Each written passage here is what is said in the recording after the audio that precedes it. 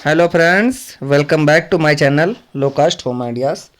तो आज इस चैनल पर मैं आपको बताऊंगा कि 4 इंची वाल और 9 इंची वाल में कौन सी वाल बेटर होती है, अच्छी होती है, मजबूत होती है, और कौन सी वाल आपको कहाँ पे लगवानी चाहिए, किस वाल की कहाँ इम्पोर्टेंस है, और किस तरीके से किस प्रकार से वाल को आपको लगाना है, या कोई भी पार्टी कोई भी मालिक अपना कंस्ट्रक्शन करा रहा है तो उसे कौन कौन सी बातों का ध्यान रखना पड़ता है वाल को लगवाते समय, ताकि उसका नुकसान ना हो और उसकी वाल में चिटकन ना आए, दरार ना आए, और एक मजबूत वाल उसकी बन के तैयार हो, स्ट्रक्चर बन के तैयार हो।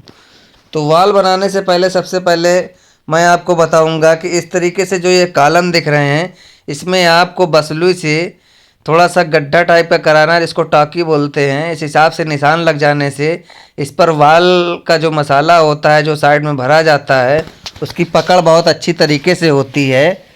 और उसके बाद करते क्या हैं, इस पर थोड़ा पानी डाल करके उसके ऊपर ये सीमेंट का थोड़ा सा घोल उसी गड्ढों पर चिपका देते हैं, जिससे कि क्या होता है, जो कॉलम आपके ढले होते हैं ये तो बिल्कुल चिकने होते हैं, एकदम चिकने।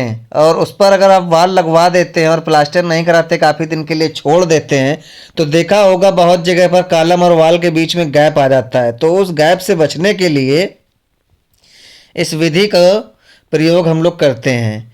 इस प्रकार से पूरे जहाँ तक आपको वाल लगानी है वहाँ तक सीमेंट का मिश्रण लगा लेते हैं। उसके बाद वाल कंस्ट्रक्शन का काम चालू करते हैं।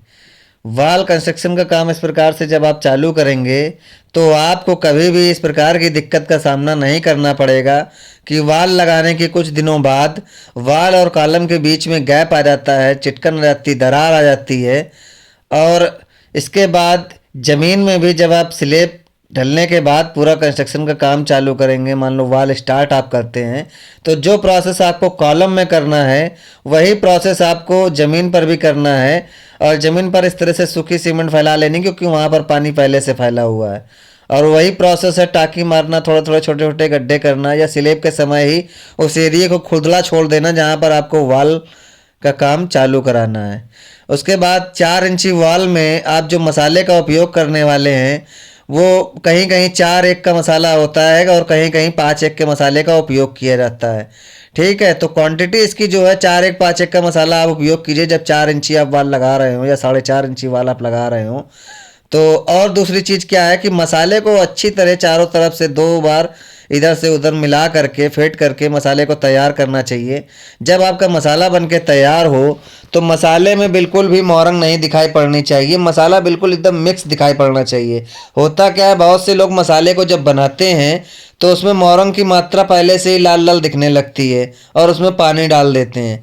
तो ऐसा काम आप बिल्कुल मत कराएं। इससे होता क्या, कहीं तो सीमेंट ज़्यादा होती है और कहीं सीमेंट कम होती है। सीमेंट जहाँ ज़्यादा होती है तो ज़्यादा सीमेंट भी नुकसान करती है। ज़्यादा सीमेंट ये नुकसान करती है कि फिर उस मसाले को मिस्त्री को लगाने में भी दिक्कत होती है और आपकी सीमेंट भी वेस्ट होती है और मसाले का उपयोग भी सही तरीके से नहीं होता है और उतनी मजबूती नहीं प्राप्त हो पाती। तो कोशिश यही करें, जो रेशियो मैं आपको बता रहा हूँ या जो रेशियो आपका इंजीनियर आपको बताए, तो उस रेशियो के हिसाब से ही आप अपने मसाले को तैयार करें, चिनाई के मसाले को। और एक चीज़ और याद रखें कि ठेकेदार जब भी आपका काम करा रहा है तो उस समय ये चीज़ आपको बहुत अच्छी तरीके से ध्यान रखनी है कि आपकी वॉल में मटेरियल क्या लग रहा है, क्या रेशियो का मसाला बनाया जा रहा है और कौन से ईंटें लगाए जा रहे हैं।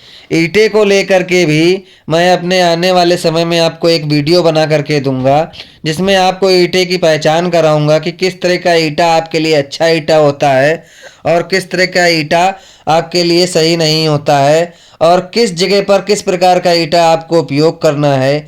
न्यू भराई में कौन सा ईंटा लगना चाहिए और 4 इंची चुनाई में कैसा ईंटा लगना चाहिए और 5 इंची 9 इंची चुनाई में कितना कैसा ईंटा लगना चाहिए।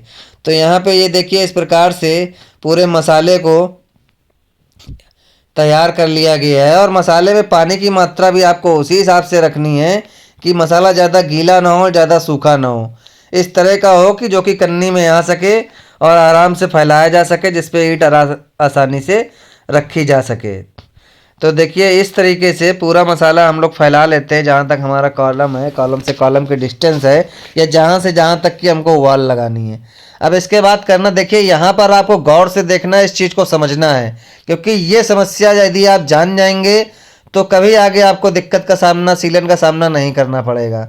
यहाँ पर आपको करना क्या है कि दोनों सिरों पर, दोनों जो किनारे हैं, यहाँ पर आपको इस तरीके से ईंटा जो है पूरी एक रंगत बिछा लेनी है। और बिछाने के बाद देखिए, जो अगर आपके किसी भी कंस्ट्रक्शन में किसी भी तरफ, किसी भी चौहद्दी में यदि बाहर की वॉल किसी दूसरे की उठी हुई है, फिर उस जगह आप वॉल को कैसे लगाते हैं। ऐसे तो क्या है कि जब आप वॉल लगाते हैं तो आउटर में नीचे जो आपकी दीवार होती है उससे आप सावल करके उल्टा फेस चेक कर लेते हैं, जिससे कि आपकी वॉल के ऊपर वॉल सीधी चलती चली जाती है ढलाई के बाद भी। यदि अगर अगल बगल किसी का मकान, तो इस तरह से चेक करते हैं, एक ईंटे को लेते हैं, बगल वाले दीवार पे रखते हैं और इस ईंटे से जो आपने ईंटा नीचे दीवार लगाई है उस पर सावल करके देख लेते हैं। और सावल इस तरीके से करना है कि मात्र आपकी एक उंगली की मोटाई, एक उंगली की मोटाई मतलब आधा इंच आपको सावल जो पीछे वॉल लगी है इससे ज़्यादा लेना है। यानी जब आप सावल कर रहे हो तो जो ऊपर आपने ईंटा लगा रखा है जिस पे रख के आप सावल कर रहे हैं उस पर एक उंगली रख लीजिए, आधा इंची की मात्रा। होगा क्या इससे आपको, मैं इतनी टेक्निक तो आपको दे रहा हूँ, लेकिन इससे होना क्या है, आपको प्रॉफिट क्या होगा। तो प्रॉफिट की बात करें तो प्रॉफिट आपका इतना बड़ा होगा जिसके बारे में आप सोच भी नहीं सकते हैं। क्योंकि जैसा कि आप लोगों ने लोगों के मकान में देखा होगा, मकान बन जाता है, कंस्ट्रक्शन पूरा कंप्लीट हो जाता है, उसके बाद लोगों के घर में काफ़ी सीपेज सीलन का सामना उनको करना पड़ता है। और ये देखिए, मैं आपको इस मिस्त्री के द्वारा दिखाया जा रहा है कि ये जो आपका ईंटा आपकी चिनाई लगानी है, इन ईंटों के बीच में जो ये गैप हो, ये आधा इंच से ज़्यादा नहीं होना चाहिए, मसाला भी ज़्यादा नहीं होना चाहिए। इसीलिए मैं आपको इस जगह दिखा रहा हूँ मिस्त्री के द्वारा कि आपको एक, मान लो आधा इंच आप बार बार तो नहीं नापेंगे, लेकिन जब भी आप ईंटा उठा करके रखें या चेक करें तो एक उंगली आपकी उस जो भी ईंटे का गैप हो वो उस उंगली में सट करके ईंटे आने चाहिए। तो इसी प्रकार से मैं आपको ये पूरी जानकारी देने के प्रयास कर रहा हूँ। इस प्रकार से आपकी चुनाई ये कंप्लीट कराई जाएगी और इसमें मसाले की जो मात्रा है वो भी उसी प्रकार से रखनी है, रेशियो जिस प्रकार से मैंने आपको बताया है। तो मैं बात कर रहा था कि इस तरह से जो आपको मैं टेक्निक बता रहा हूँ इससे आपको फ़ायदा क्या होगा। तो फ़ायदा ये मान के चलिए कि जो आपकी और बगल वाले की वॉल होगी, इसके बीच में आपने देखा होगा बहुत सारी जगह, कभी कभी ऐसा होता है कि 2 इंची 3 इंची का गैप हो जाता है। उस गैप में जब भी पानी गिरता है तो दोनों लोगों का नुकसान होता है, आपका भी और बगल वाले का भी। तो ये बात रही 4 इंची की। अब बात करते हैं 9 इंची की। 9 इंच की चुनाई भी देखिए इस प्रकार से लगाई जाती है, जिस तरीके से 4 इंची की चुनाई आपने देखा होगा कि एक एक बेड़ा बेड़ा रद्दा लगा दी जाती है। 9 इंच की चुनाई में देखिए इस तरह से खड़े ईंट लगते हैं, फिर बेड़ा ईंट लगते हैं, फिर खड़े, फिर बेड़ा, इस हिसाब से पूरा कंस्ट्रक्शन कराया जाता है। और इसमें ध्यान देने योग्य बात ये है कि इस तरीके से पूरी जैन जो भी अगल बगल के ईंट के बीच की गैप हो वो इस तरीके से पूरा हाथ लगा के करके या कन्नी लगा करके कंप्लीट भरना है। बहुत से लोग, बहुत से मिस्त्री, बहुत से ठेकेदार इस प्रकार का काम कराते हैं कि उन्होंने ईंटें बिछवा दिए, फिर ऊपर से मसाला पूरा बिछवा दिया, फिर ईंटें बिछवा, फिर मसाला बिछवा दिया। उससे होता क्या, जो बीच के ईंटों का गैप है वो जल्दी नहीं भर पाता है और वो दीवार वहीं से कमज़ोर हो जाती है। हालांकि ठेकेदारों को इससे बहुत फ़ायदा होता है, बहुत जल्दी दीवार लग के तैयार हो जाती है, लेकिन इस तरह के काम आपको बिल्कुल नहीं कराना है और इस काम को आपको ध्यान देना है। इस तरह कारीगर यदि काम कर रहा है तो आप तुरंत उसे भगा दें। जिस प्रकार से ये मैं आपको दिखा रहा हूँ कि हाथ लगा करके अच्छी तरीके से कन्नी के द्वारा पूरा कोच करके पूरे मसाले को फिल किया जा रहा है, इसी प्रकार प्रोसेस से आपको भी काम कराना है। और मैं ये सूचना आप तक इसलिए पहुँचाने की कोशिश करता हूँ कि ये छोटी छोटी ध्यान देने लायक चीज़ें हैं। होता क्या, कभी किसी व्यक्ति को आप नॉलेज नहीं है और वो कंस्ट्रक्शन करवा रहा है तो वो सोचता है कि यार ठेकेदार तो काम करा रहा है, वो तो खुद जानकार है, मैं बैठ करके वहाँ क्या करूँगा, क्या देखूँगा, जबकि मुझको पूरी जानकारी नहीं है। तो यही सब छोटी छोटी चीज़ें जो मैं अपने चैनल पर आपको बताया करता हूँ, उस समय बैठ करके आपको इन्हीं सब चीज़ों का ध्यान रखना है और ये सब चीज़ें चेक करनी है खुद। देखिए किस तरीके से मिस्त्री इस चुनाई को कंप्लीट कर रहा है। ये 9 इंची वाल है। तो अब हम अपने पूरे मेन मुद्दे पर आते हैं कि मेन मुद्दा मैंने आपको ये वीडियो इसलिए तैयार कराया था कि 4 इंची वाल और 9 इंची वाल में सबसे मजबूत वाल कौन सी होती है और किस वाल का उपयोग कहाँ पे करना चाहिए, कहाँ पर आपका कम बजट में अच्छा काम हो सकता है। जैसा कि मेरे चैनल का नाम है लो कॉस्ट होम आइडियाज़, उसी के अकॉर्डिंग मैं आपको ये पूरी कंप्लीट जानकारी देना चाहता हूँ और देना जा रहा हूँ।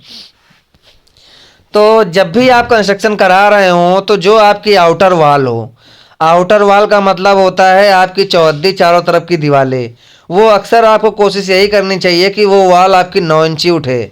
9 इंची इसलिए उठे कि ताकि आपका लोड जो है, लोग आपको ठेकेदार इंजीनियर कहते हैं लोड तो कॉलम के ऊपर होता है, लेकिन अधिकतर लोड आपको वॉल के ऊपर भी देना चाहिए। बहुत से लोग करते हैं इसीलिए कि पहले से ही कंस्ट्रक्शन में वॉल उठवा लेते हैं, उसके बाद स्लैब डलवाते हैं। ये बहुत अच्छा तरीका है। इससे होता क्या है कि जब भी आपकी स्लैब पड़ती तो उसका दबाव उस वॉल के ऊपर होता है। तो उसी हिसाब से लोड को अपने डिस्ट्रीब्यूट करने के लिए आपको चारों तरफ की जो दीवारें हैं वो 9 इंची उठवानी चाहिए, और बीच के जो पार्टीशन है उन्हें आप 4 इंची भी उठवा सकते हैं, 5 इंची भी उठवा सकते हैं, 3 इंची भी उठवा सकते हैं, क्योंकि वो पार्टीशन सिर्फ आपके अंदर के जो भी आपका जो है कमरा है, लैट्रिन है, बाथरूम है, किचन है, इन सब चीज़ों को पार्ट करने के काम आता है, यानी डिवाइड करने के काम आता है। एक परत वो खड़ी होती है। तो इस हिसाब से अंदर की वाल आपको 4 साढ़े 4 इंची की लेनी है और आउटर वाल हमेशा 9 इंच लेकर के चलनी है। और इसके अलावा एक चीज़ और मैं आपको बताना चाहूँगा कि जैसा कि आप टाई बीम डलवाते हैं नीचे की, जब भी कंस्ट्रक्शन का काम चालू कराते हैं तो बेस से जब स्टार्ट करते हैं, जब टाई बीम डलवाते हैं तो उसके नीचे भी आपको चारों तरफ वाल उठवानी चाहिए। बीच भले ना आप उठवाएं, लेकिन चारों तरफ आपको वाल ज़रूर उठवानी चाहिए। और उस वाल को भी आपको 9 इंची लेकर के चलना चाहिए। आप ज़्यादा गहरी नहीं ले सकते हैं, तो कम से कम जहाँ से स्टार्ट कर रहे हैं और जहाँ पे आपको टाई बीम डालनी है उस हाइट तक तो आपको वाल चौहद्दी उठानी है, वो भी 9 इंची लेकर के चलनी है।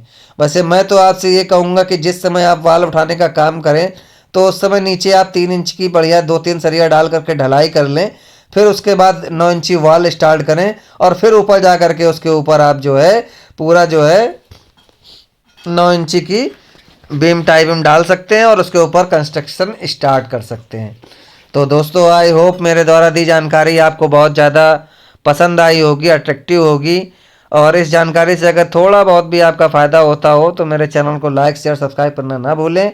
और हमेशा की तरह इस बार फिर मैं आपसे यही रिक्वेस्ट करूँगा कि चैनल को आप सब्सक्राइब अच्छा लगे तो करें, नहीं अच्छा लगता है तो देखने के बाद प्लीज़ शेयर करना ना भूलें। तो इसी वीडियो के साथ में थैंक यू सो मच, फिर मिलेंगे आगे।